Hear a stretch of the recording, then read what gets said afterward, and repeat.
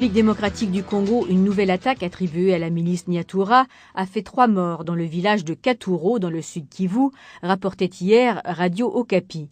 Cela survient alors que la sous-secrétaire générale des Nations Unies aux affaires humanitaires vient de terminer une visite de 4 jours à Mulamba, un village reculé de la province du sud Kivu.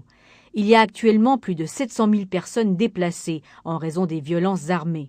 Kyungwa Kang a appelé à la fin des horreurs de la crise humanitaire qui ravage l'est de la RDC depuis plus de 20 ans. Notre correspondant Cyril Milandou a suivi ce déplacement de Madame Kang. Arrivée d'abord à Walungu Centre, Madame Kyungwa Kang s'est rendue au groupement de Mulumba en parcourant 70 km de route. Les déplacés l'ont accueillie dans l'allégresse.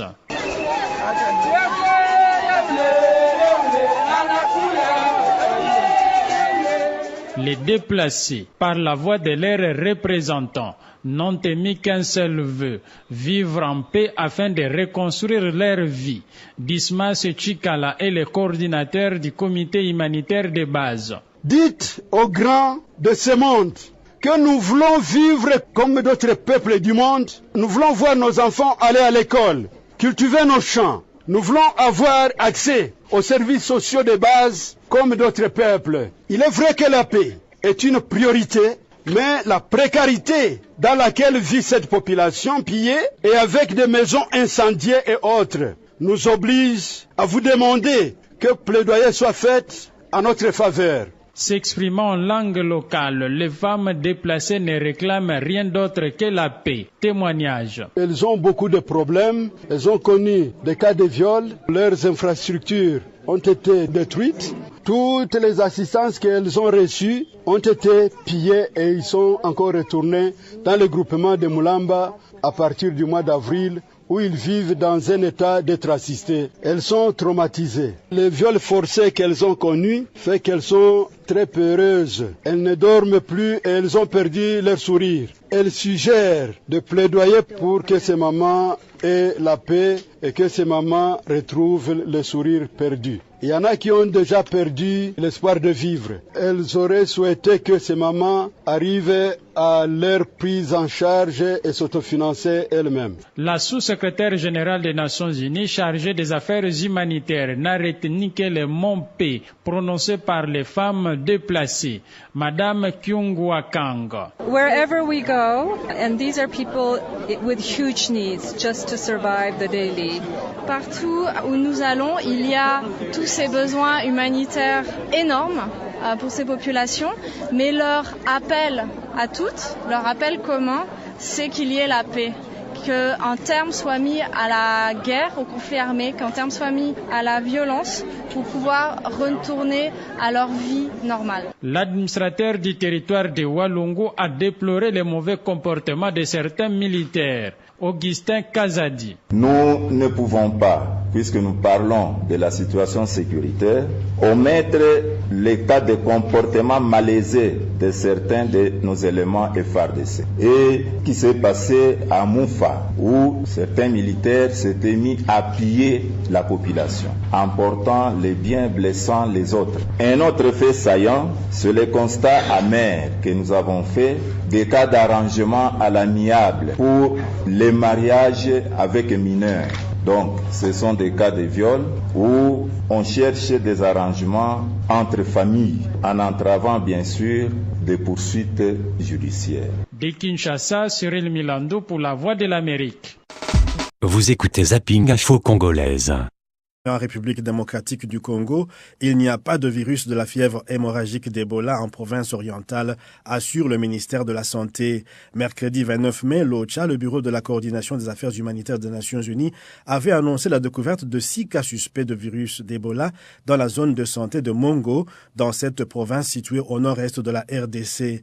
Démenti du docteur Kebela, qui est le directeur de la lutte contre Ebola au ministère de la Santé. Nous avons reçu les échantillons venant de Monga. On a reçu ça à l'INRB, on a fait les tests, c'était négatif. Tous les échantillons étaient négatifs. Donc, nous pouvons dire qu'il n'y a pas de fièvre hémorragique d'Ebola à Monga. Dans la province orientale, il n'y en a pas. Quand on parle de fièvre hémorragique, c'est la fièvre hémorragique d'Ebola. Les autres maladies qu'on peut trouver avec fièvre plus syndrome hémorragique, on n'appelle pas fièvre hémorragique. Donc, nous disons ceci, avec les échantillons qu'on a amenés, nous avons écarté la fièvre hémorragique Ebola, mais nous faisons maintenant les examens des échantillons pour voir est-ce que ce n'est pas une hépatite, ce n'est pas la fièvre jaune, puisque dans ces coins, il y a la circulation des germes de la fièvre jaune. On a fait l'examen général, nous avons exclu les salmonella. Donc, on essaie de voir d'autres virus et d'autres maladies qui présentent comme si la fièvre plus syndrome hémorragique. Je crois que lundi, mardi, on peut avoir les résultats qui peuvent nous dire c'était quoi. Je pense que nous n'allons pas laisser comme ça. Il faut que nous arrivions quand même à avoir les carnets pour dire de quoi il s'agissait, quoi. Vous écoutez Zapping Info Congolaise. Démocratique du Congo, la société civile à Béni estime que le nombre des policiers déployés par le gouvernement pour la sécurisation de ce territoire du Nord Kivu reste insuffisant. Pour Teddy Kataliko, un des responsables de la société civile, les autorités congolaises ne prennent pas au sérieux la problématique de l'insécurité, partant du fait que 500 personnes au moins sont actuellement retenues en otage par différents groupes armés. Sur un tout autre plan, à Kinshasa, la voix des sans-voix pour les droits de l'homme réclame que justice soit rendue à Floribert Chebeya, Baïziré, Fidel, Bazana et Dadi, tués il y a 3 ans dans la capitale. C'était à l'occasion de la commémoration de l'an 3 de l'assassinat du défenseur des droits de l'homme et de son compagnon des fortunes. Dans le même temps, le Conseil de l'ordre des avocats se dit préoccupé par l'intrusion par effraction dans les locaux de l'étude de l'un des avocats de la partie civile. On écoute le chargé des relations avec le barreau au Conseil national des avocats de RDC, maître Odifax Moutielé, au micro de nos confrères de la radio Okapi. Nous insistons plus sur l'attaque qui a été faite au cabinet de Maître Kabengela, qui est un des piliers des avocats de l'affaire Chebeya. Et curieusement, c'est parmi les dossiers qui sont partis. Et un peu plus avant, nous avons constaté la même attaque à la résidence d'un avocat de Lubumbashi, où on a même non seulement volé, pillé, etc. On a même brûlé un camion qui se trouvait dans sa parcelle. Un peu plus encore, il y a eu le cas du bâtonnier Mukendi, qui a connu encore les mêmes violences. Le simple fait de voir qu'on attaque un cabinet d'avocats et qu'on fait disparaître justement le dossier Chebeya, c'est vraiment éloquent. Le fait que ce soit Mukendi qui lui aussi est dans le dossier Chebeya, c'est éloquent. Donc en fait, nous dénonçons, nous, le Conseil national de l'ordre, on ne peut pas rester main morte. L'autorité publique doit d'abord assurer la sécurité des biens des personnes, et spécialement certaines professions bien spéciales qui s'occupent de la défense de tous les biens, surtout les démunis. Vous écoutez Zapping Info Congolaise. À Kinshasa, la capitale de la République démocratique du Congo, les automobilistes ne peuvent circuler librement à cause des policiers qui leur réclament de l'argent pour emprunter certaines artères. Des tracasseries qui se sont intensifiées au cours des dernières semaines, malgré le rappel à l'ordre des autorités. Reportage de Cyril Milondou, notre correspondant en RDC. Les automobilistes ne peuvent plus circuler sans être interpellés par des agents de la police de circulation routière dans la ville de Kinshasa. Témoignage d'un conducteur sur la ligne Victoire-Kitambo-Magasin. Je ne sais pas si c'est un droit, ce qu'il demande là, de 500 francs là. Je crois que c'est un droit. Or, il y a certains véhicules ont leurs documents, ils ont l'assurance, tous les documents sont complets, alors, mais c'est comme si on leur avait demandé de punir encore les chauffeurs. Or, nous sommes dans notre pays. Chaque fois on nous arrête, surtout à Kitambo, on nous arrête là où on stationne, au stationnement interdit. Nous payons des amendes là qui ne sont pas vraiment à notre hauteur. Des 10 000, des 20 000 francs qu'on leur empoche. Ils sont en train d'empocher leur poste. Nous regrettons qu'ils changent, c'est notre pays. Au cours de ces différentes parades, le commissaire provincial de la ville de Kinshasa ne cesse de rappeler aux responsables de la police de circulation routière à l'ordre. Pourquoi revenez-vous à toutes vos parades sur le même message sans que la situation ne change? Réponse du général Jean-Dédier Olekou. À vous entendre parler, le pape, les cardinaux, les évêques, les pasteurs devraient démissionner. C'est toujours le même message, pourvu que les gens s'en prennent davantage. C'est pourquoi nous revenons sur ces mesures. Pour la même contravention, les amendes sont fixées entre 10 000 et 20 000 francs congolais, voire plus, regrette un autre conducteur.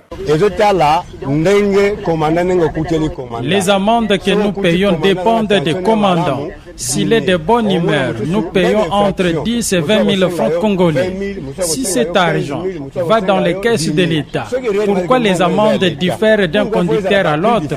Depuis le départ du général Kifo à la tête de la police, nous sommes abandonnés à notre triste sort. Il n'hésitait pas à répondre favorablement à nos plaintes. Il est inconcevable que la ville de Kinshasa, où sont installées toutes les institutions et qu'aucune d'elles ne réagit aux tracasseries policières. Lambert Mendeo Malanga, porte-parole du gouvernement, estime que les autorités congolaises s'y emploient. Il y a des tracasseries policières, c'est vrai. J'en suis témoin parce que j'ai fait la route de Kikwit, je compte faire la route fluviale, probablement jusqu'à Bandaka ou à Kisangani, parce que là aussi c'est une route où il y a beaucoup de problèmes et qui ont un impact sur les prix qui sont pratiqués ici, parce qu'il y a beaucoup d'éléments corrompus de nos divers services, pas seulement de la police, qui sont en train de s'aimer la pagaille. Nous avons remis un peu d'ordre sur la route de Kikwit. Je sais qu'il y a des problèmes, même dans la ville de Kinshasa notamment. Mais dire que les autorités regardent cela sans intervenir, c'est un peu exagéré. Les autorités font quand même un effort avec des moyens qui sont assez limités. Nous ne pouvons pas, bien sûr, visualiser tout ce qui se passe partout en même temps, mais nous nous concentrons sur des axes. En attendant que les autorités congolaises trouvent une solution définitive, les automobilistes devront encore souffrir des tracasseries policières. De Kinshasa, Cyril Milando pour la Voix de l'Amérique. Vous écoutez Zapping Info Congolaise. Du Congo, un porte-parole des Nations Unies a affirmé lundi qu'environ 1 millier d'hommes sur les 3000 que doit compter la brigade spéciale onusienne chargée de neutraliser les groupes armés dans l'est de la République démocratique du Congo ont commencé les opérations de patrouille à Goma dans le Nord Kivu. Ils sont accompagnés des casques bleus de la MONUSCO, la mission des Nations Unies en RDC. Selon des témoins, ils font surtout de la reconnaissance du terrain à travers les survols de la ville. Les explications d'Omar Kavota, vice-président et porte-parole de la coordination de la société civile du Nord Kivu, joint à Goma par Liliane Natcha. Naturellement, ils sont arrivés, on les observe. On observe un équipement tout neuf et surtout même des chars, des mitrailleuses et même des avions bombardiers. C'est ce qui nous rassure davantage que réellement ils sont bien équipés. On peut déjà se féliciter parce que depuis le week-end dernier, on observe cette brigade commencer des patrouilles. On a vu le soir de samedi dernier et même tous les week-ends pratiquement faire des survols sur la zone sous occupation, c'est-à-dire les territoires de Nyiragongo, pour essayer d'observer et essayer de mettre une pression psychologique sur ceux qui cherchent à s'entêter, qu'ils pourront la combattre. Et donc on observe jusque-là de patrouilles en survol et à travers des avions sur l'espace M23 et même sur la ville de Goma, surtout des patrouilles nocturnes. Donc pour l'instant, ce sont des opérations surtout aériennes. Apparemment des opérations de reconnaissance de terrain, mais aussi des opérations de dissuasion sur le plan psychologique pour essayer de former les rebelles qu'une fois ils osent déclencher des hostilités, alors la réplique de cette brigade devra intervenir. Et cela, vous savez, intervient dans un contexte où on observe le 23 renforcer ses lignes pendant cette période de trêve, parce qu'il s'observe une trêve sur la ligne de front entre le FRDC et le M23, où on a noté le week-end un certain renforcement du M23 qui présageait dire que le M23 était en train de préparer des attaques sur Goma. Omar Kavota, vice-président et porte-parole de la coordination de la société civile du Nord Kivu.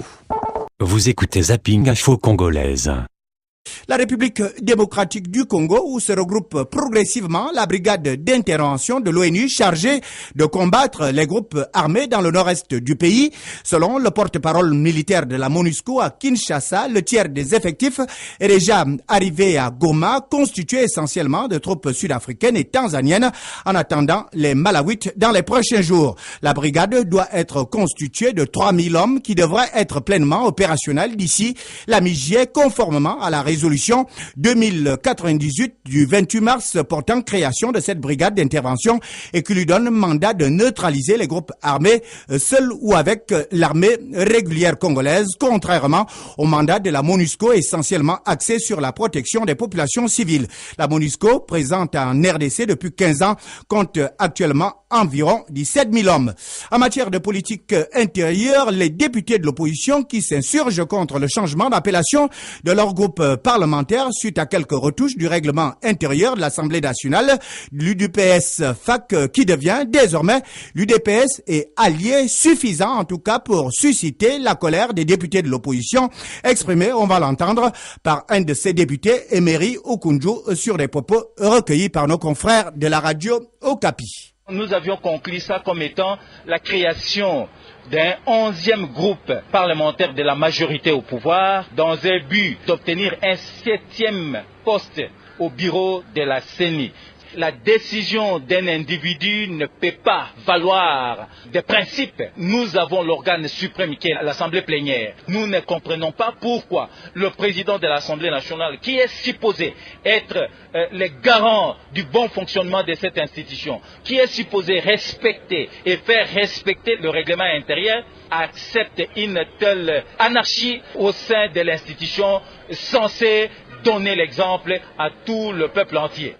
Et la RDC sur le plan humanitaire, le réseau Caritas du Congo qui dresse le bilan de ces 5 dernières années en matière d'assistance humanitaire et d'action de développement.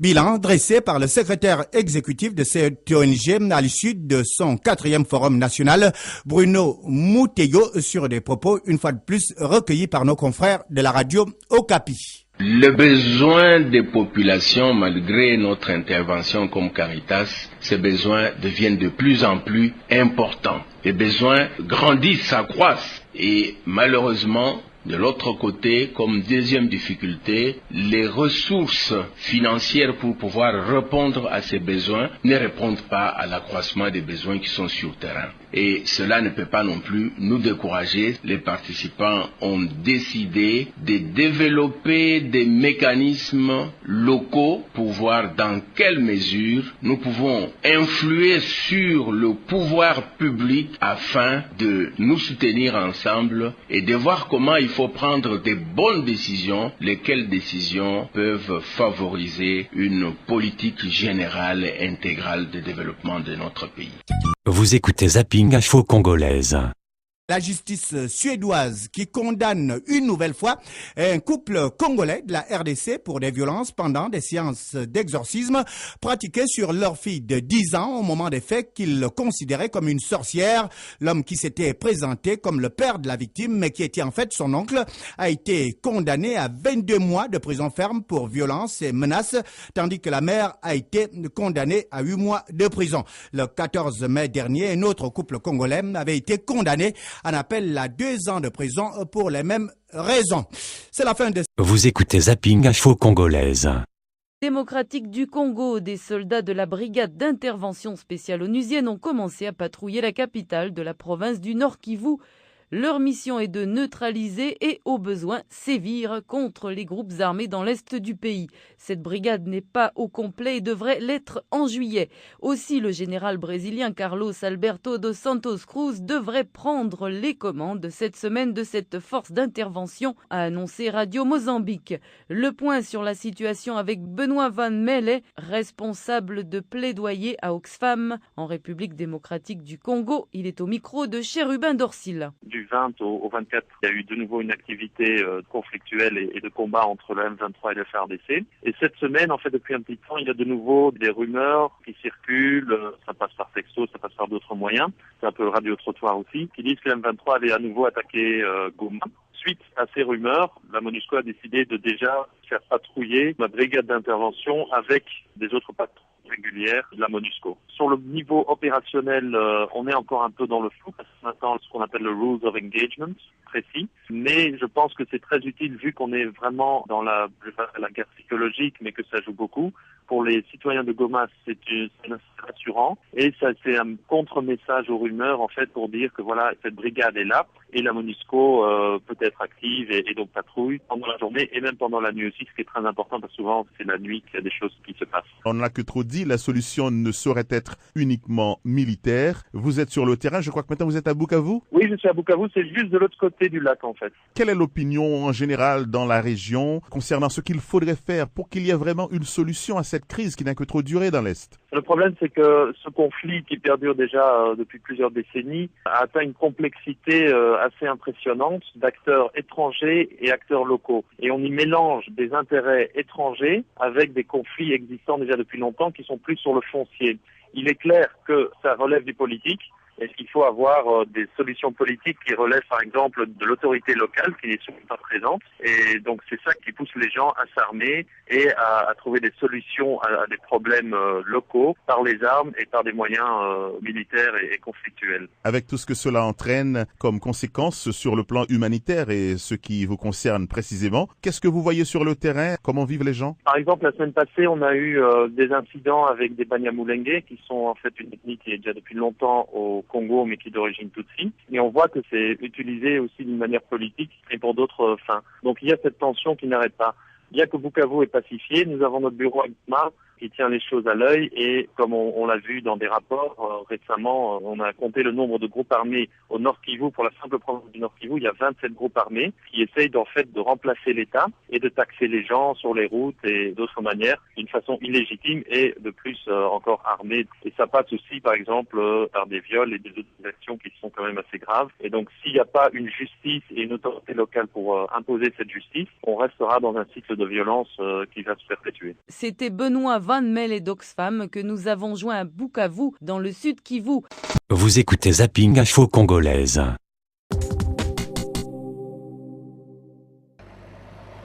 C'est une annonce d'un porte-parole militaire des Nations Unies.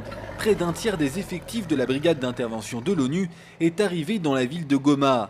Cette brigade a pour objectif premier de combattre les groupes armés dans l'est de la République démocratique du Congo.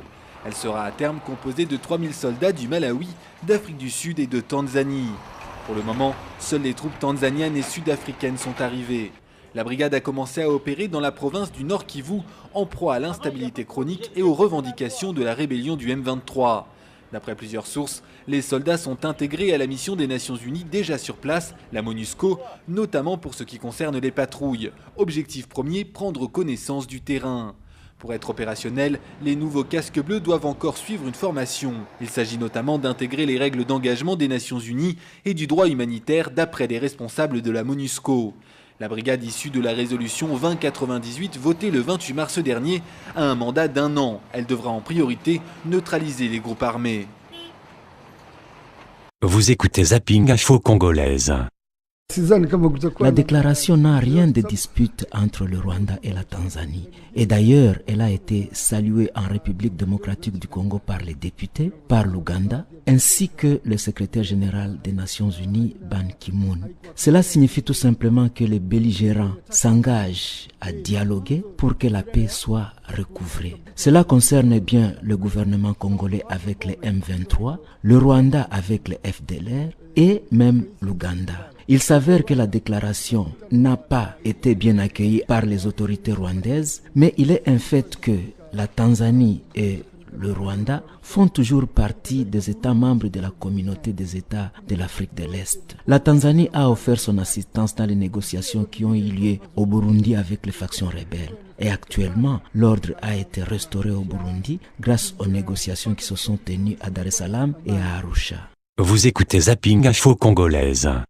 Cette crise des enlèvements en territoire de Beni et Lubero dans l'est de la RDC, le porte-parole du maire de Butembo, Jimmy Nziali, a été retrouvé mardi dans un état de santé assez critique et envoyé aussitôt à Goma sur instruction du gouverneur du Nord Kivu, Julien Paluku. Il faut dire que ces 2 dernières années, quelques 500 enlèvements ont été répertoriés dans cette région où une bonne vingtaine de groupes armés terrorisent les populations depuis 2 décennies en toute impunité. Le point avec notre correspondant à Beni, Nikez Kibel-Beloka, qui était présent à l'aérodrome lorsque Jimmy Nziali a été transféré à Goma. Jimmy Nziali, porte-parole du maire de la ville de Butembo, a été retrouvé dans un caniveau dans un état d'asthénie physique, visiblement de quelqu'un qui était intoxiqué. Et puis, sur son corps, on avait écrit au marqueur rouge des injures contre le maire et le gouverneur de la ville et le gouverneur de la province. Donc jusque-là, le mobile de l'enlèvement n'est pas connu. On l'a retrouvé et il a pris l'avion mardi pour Goma pour des soins appropriés. Il y a près de 500 cas d'enlèvement depuis 2010 et ça s'est aggravé en 2013. Il n'y a pas de demande de rançon pour ces enlèvements. Et vous savez que, notamment le territoire de Beni-Lubero, dont la ville de Beni-Butembo, il y a près de 20 groupes armés. Et des groupes armés, je pourrais dire mono-ethniques, ils sont à la quête de leadership, ils enlèvent des cultivateurs, ils enlèvent n'importe qui. Et récemment, ils ont enlevé 3 prêtres. C'est difficile à expliquer pourquoi. Nous sommes dans une zone où il y a une forte circulation d'armes de guerre depuis pratiquement 2 décennies et il y a une querelle de leadership entre les hommes politiques. Il est difficile de cerner avec précision les causes de ces enlèvements. Parce qu'on enlève tout le monde, il n'y a pas de rançon et que les gens qui sont enlevés ne retournent pas, ils ne sont pas tués, ils sont quelque part. Est-ce qu'ils constituent les supplétifs des milices? C'est difficile à le dire, Nathalie. Et est-ce que des enfants sont enlevés pour être recrutés dans les groupes armés? Effectivement, les enfants sont enlevés pour renforcer les groupes armés. Depuis les années 2000, il y avait la rébellion du RCD-KML avec son armée du peuple congolais. Les opérations de démobilisation n'ont pas réussi, ce qui fait que beaucoup de gens ont gardé leurs armes et comme ils ne trouvent pas leur compte dans la situation de crise qui existe actuellement. C'est un problème en effet récurrent dans la région. Que font les autorités? D'abord, tout le monde reconnaît que l'État congolais est faible et il n'arrive pas à assurer la sécurité des personnes et de leurs biens sur toute l'étendue de la République. La RD Congo, c'est un pays 80 fois la Belgique, 4 fois la France, dont l'étendue, c'est un pays sous-continent. Et la faiblesse des institutions ne peut pas donner la sécurité aux gens. L'État essaie de relever la tête. Dernièrement, d'ailleurs, le ministre de la Défense et son homologue de l'Intérieur du gouvernement national sont passés. Ils ont déployé près de 200 policiers sur toute l'étendue des 2 territoires. C'est très insuffisant. Et il faut vraiment équiper ces policiers pour qu'ils puissent faire du bon travail. Mais vous savez aussi un autre phénomène, les policiers ne peuvent rien faire tant qu'ils ne bénéficient pas de la collaboration de la population qui pratiquement accepte cet état de choses. Notre correspondant à Beni, Nikez Kibel-Beloka. Vous écoutez Zapping Info Congolaise. Démocratique du Congo, la rébellion du M23 qui se dit prête à reprendre le dialogue avec Kinshasa et confirme que sa délégation se rendra bel et bien à Kampala ce dimanche afin de poursuivre le dialogue entamé en décembre 2012 dans la capitale ougandaise. Dialogue pour lequel la rébellion avait suspendu sa participation, la rébellion qui avait exigé que le gouvernement congolais signe un cessez-le-feu. L'annonce du M23 de vouloir reprendre le dialogue intervient alors qu'une brigade d'intervention de l'ONU poursuit son déploiement à Goma, la capitale du Nord Kivu, forte de 3000 soldats sud-africains, tanzaniens et malawites. Cette brigade a pour mission de combattre tous les groupes armés actifs dans l'est de la RDC, dont le M23. Pendant ce temps, la MONUSCO, la mission de l'ONU pour la stabilisation du Congo, qui dénonce de graves exactions commises récemment contre des civils au cours des combats entre 2 groupes armés dans le Nord Kivu, des combats entre milices Maïmaï, Sheka et l'Alliance des Patriotes pour le Congo libre et souverain. La MONUSCO énonce notamment des exécutions extrajudiciaires ainsi que d'autres violations des droits de l'homme. Vous écoutez Zapping Info Congolaise. Du Congo, l'ONG belge Médecins du Monde s'inquiète de l'afflux des Congolais chassés d'Angola dans des conditions souvent violentes. Cette organisation indique qu'en 3 semaines, 52 231 personnes ont traversé la frontière au niveau de Kamonia, dans le Kasaï occidental. Le représentant de Médecins du Monde et responsable de plaidoyer, Jean Lavallée, signale des cas de personnes victimes de violences sexuelles parmi les retournés. D'où cet appel aux autorités angolaises de respecter leurs engagements internationaux en matière de droits de l'homme. Jean Lavallée a été joint par François Kadima de Radio Okapi. En début du mois de mai, l'Angola a lancé un ultimatum aux Congolais en situation irrégulière. Maintenant, il n'y a pas des réfugiés, mais des refoulés qui traversent la frontière. Et ça se passe toujours dans des conditions assez lamentables. Les gens sont violentés. Il y a souvent des femmes qui sont violées. Les gens sont volés. On les met en prison avant de les chasser vers la RDC. La situation qui nous inquiète particulièrement à ce point-ci, c'est qu'il y a eu 50 000 personnes qui ont traversé comme ça d'un coup. On n'a pas les ressources nécessaires faire pour nourrir ces gens-là. Ce que Médecins du Monde demande, c'est à la communauté des ONG qui sont présentement au Congo de venir porter main forte à ces gens-là parce que il y a toutes sortes d'autres problèmes qui sont soulevés. Vous écoutez Zapping Info Congolaise.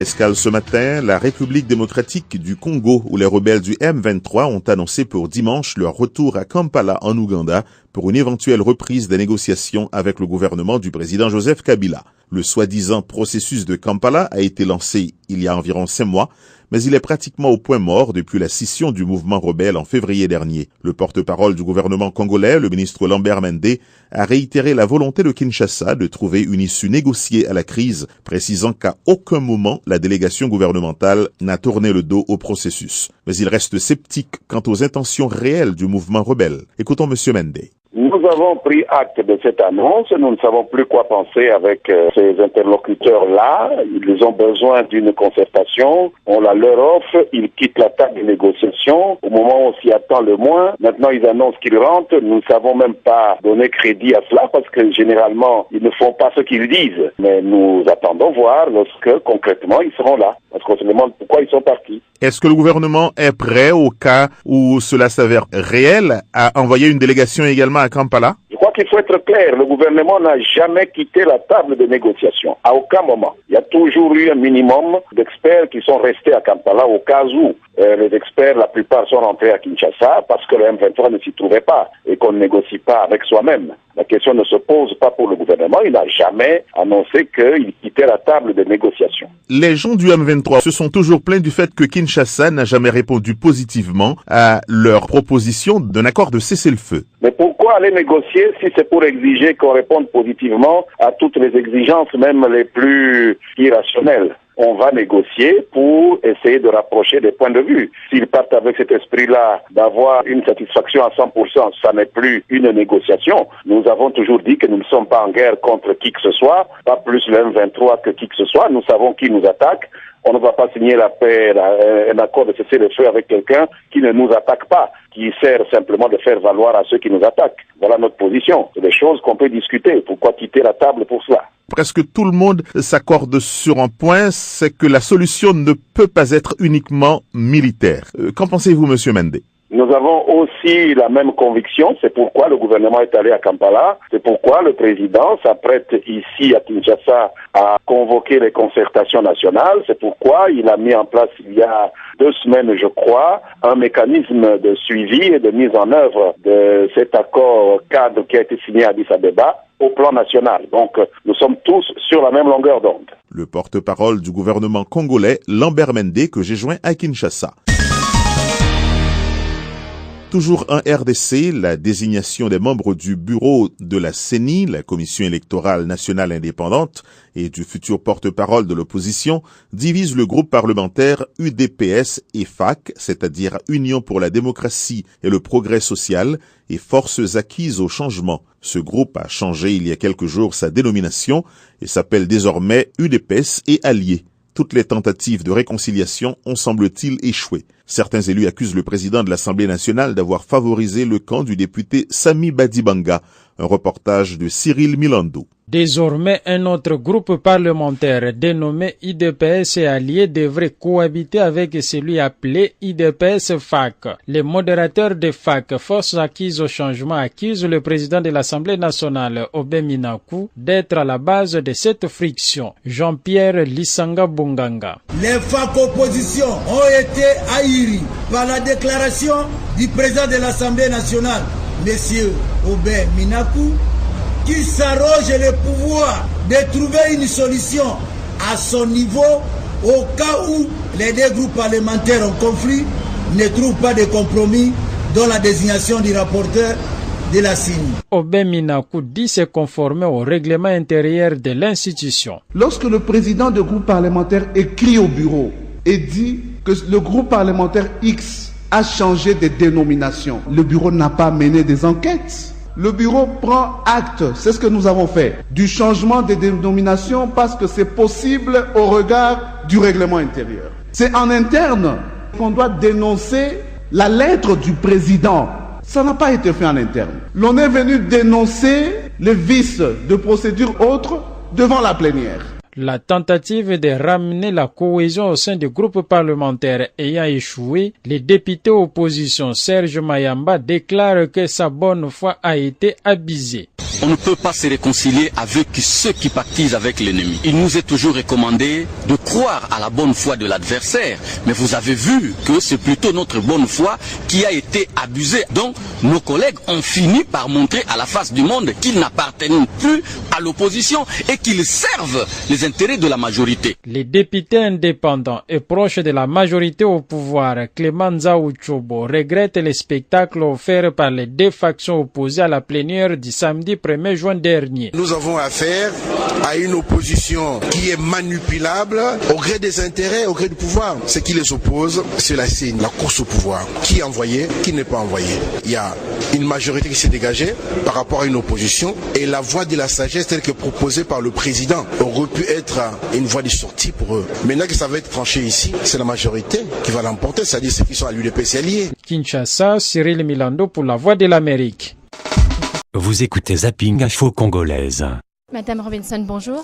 Bonjour. Vous êtes l'envoyé spécial du secrétaire général pour la paix dans la région des Grands Lacs. Alors, vous venez de participer à cette table ronde sur les femmes et la consolidation de la paix dans la région des Grands Lacs. Quel a été votre message principal? Le message principal, c'était que c'est vraiment très important cette fois que la société civile et en plus les groupes des femmes s'engagent avec le processus et s'engagent avec l'accord-cadre d'espoir. C'est un accord-cadre que les États membres ont signé, les 11 présidents, le 24 février. Et c'est nécessaire maintenant d'engager et d'encourager les gouvernements, mais leur tenir compte. Et la situation est grave et difficile, mais ce qui me donne beaucoup d'espoir, c'est qu'il y a des groupes de femmes qui ont travaillé sur les plans d'action au sujet du Conseil de sécurité 1325. Et maintenant, on veut avoir une place à la table, on va avoir une voix, et cet accord-cadre d'espoir donne l'occasion pour engager les groupes de femmes. Nous allons organiser une conférence à Bujumbura le 9 juillet pour les groupes de femmes de région pour soutenir une plateforme pour les femmes. Justement, alors vous avez évoqué cette plateforme lors de la table ronde. Quels sont les mécanismes concrets qui vont permettre aux femmes de participer et de s'impliquer dans ce processus à présent, cette fois-ci? Les femmes sont tout à fait prêtes à s'engager, mais il faut des ressources. Alors, je vais essayer qu'il y ait des ressources pour les groupes de femmes qui travaillent sur le terrain déjà et qui travaillent pour la paix, pour la sécurité, pour le soutien des femmes qui étaient violées et tout ça. Et comme envoyé spécial, je vais informer les groupes de temps en temps du processus dans une façon très ouverte. Alors, ces plateformes, ces dialogues vont leur donner une voix. Comment est-ce qu'on va pouvoir assurer cette fois que l'on va tenir compte de leurs perspectives et de leur voix, justement? Je crois que s'il y a une plateforme des groupes de femmes des 4 pays de Grands Lacs et des autres pays qui s'engagent sérieusement, ça serait très difficile pour les chefs d'État d'ignorer. Quand même. Alors, dernière question. Vous êtes donc l'envoyé spécial du secrétaire général pour la paix dans la région des Grands Lacs. Vous êtes une femme. Comment est-ce que d'être une femme informe justement votre rôle? Je suis très conscient que je suis la première femme installée comme l'envoyé spécial au niveau de l'ONU. Alors, je vais le faire dans une façon différente. Comme femme, quand j'ai été élue présidente de l'Irlande, j'étais très fière d'être femme. C'était quelque chose de très positif. Et je voulais engager avec des autres femmes et encourager, surtout les jeunes femmes. Et quand j'étais haute commissaire aux droits de l'homme, c'était la même chose. J'ai donné beaucoup de priorité aux droits des femmes, des problèmes des femmes sur le terrain dans tous les pays, les viols, l'impunité, tous les problèmes. Et maintenant, j'ai la responsabilité comme femme de le faire dans une façon différente. Et je crois qu'il faut le faire dans une façon différente parce que les autres efforts de paix, les accords cadres dans le passé n'ont pas réussi. Alors cette fois, je suis très engagé avec les groupes de société civile, en particulier les groupes de femmes, parce qu'ils ont l'expérience de travailler sur les plans d'action de 1325. Ils ont déjà l'intention de s'engager, d'avoir leur voix entendue, et je crois que c'est un grand privilège de soutenir ce mouvement comme envoyé spécial du secrétaire général. Cette fois-ci, on y arrivera? Cette fois, il faut, parce qu'on ne peut pas ne pas réussir. Je suis très sérieuse moi-même, je suis très engagée, parce que depuis presque 20 ans, j'ai vu ce problème. J'ai visité plusieurs fois Goma, l'hôpital Heal Africa. J'ai vu la souffrance, les choses épouvantables. C'est pas acceptable. Alors, cette fois, on va réussir, parce qu'on va réussir avec les gens de la région, qui vont insister sur la responsabilité des leaders, mais aussi que c'est pour leur bénéfice, c'est pour eux. Merci beaucoup. OK, merci.